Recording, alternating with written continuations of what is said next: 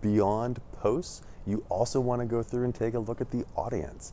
Who exactly is following them? What types of people are following the account? In some cases, if you have access to your client's account, you can pop in, and we'll talk about that a little bit later. You can see very detailed information on the demographics and characteristics of their audience. In other cases, you're going to have to go through and be kind of stealth.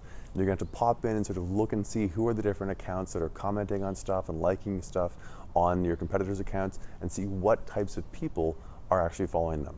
Right? And you can do that by, again, popping in and sort of like stalking these people a little bit online, because it's all public. All that public information you can go through and mine. It'll be very manual, but it's interesting to go through and see who exactly is following them and how does that vary on different platforms too. When you go through and analyze the audience, I also encourage you to go through and think about who actually is commenting, who actually is sharing, and if you have data on purchasing, seeing who actually is going to be purchasing as well too. Taking a look at your client's audience in particular can be really important. It might be the case that who they think they're targeting is actually very different from who they're actually targeting.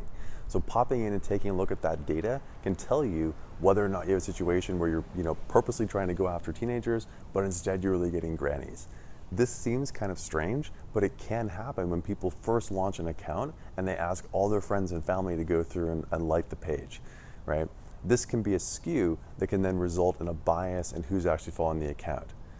Are the people that are currently following the account the ones that you actually want to be targeting? So seeing if that fits is a really important thing to go through and do. Another important thing is thinking about if there's any opportunities to build up parts of their audience. Maybe you're going to notice that there's not really any women or not really any men who are following a particular account, or not enough people from a certain region of the city, right?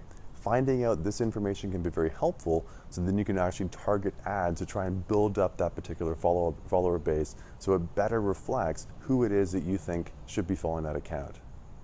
You can also do the same analysis in terms of engagement. Maybe there's some segments of the audience that don't actually go through and engage with posts all that much, right? Finding this out is really valuable too, and we'll take a look at how you can go through and do that on Facebook and Instagram a little bit later. It can also be the case that there's some segments that are just not engaging all that much with content. Taking a look and seeing if there's segments of the audience that are following the account and seeing the post but are not actually engaging in any way is really valuable. Maybe there's new types of content you need to develop and put out there to try and engage this particular group and get them more active on social media. So, looking across the different platforms your client's on, the different platforms their competitors are on, which different posts that are being put on those different platforms by all these different actors, and then thinking about the audiences on all these different places as well too. You want to go through and, using your analysis of all of these different types of data, think about what are the top 10 insights you have for your client.